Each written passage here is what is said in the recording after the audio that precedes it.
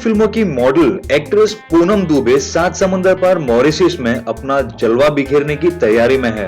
Mauritius के एक casino ने अपनी स्थापना दिवस पर भोजपुरी, हिंदी, नेपाली सहित कई फिल्म जगत के एक कलाकारों को परफॉर्म के लिए आमंत्रित किया है। भोजपुरी फिल्म जगत से पूनम दुबे इस समारोह का हिस्सा बनी है। आयोजकों ने पूनम के इस परफॉर्मेंस को भोजपुरी तड़का का नाम दिया है। परफॉर्मेंस के लिए मॉरिशस पहुंच चुकी पूनम दुबे ने सोशल मीडिया के माध्यम से अपनी खुशी जाहिर करते हुए कहा है कि इस खूबसूरत देश में उनकी काफी तादाद है और उनके सामने परफॉर्म का अपना अलग ही मजा है। उल्लेखनीय है कि हाल ही में पूनम दुबे की फिल्म ये मोहब्बतें रिलीज हुई है, जिसमें उनकी अदा को दर्शकों ने काफी सराहा है।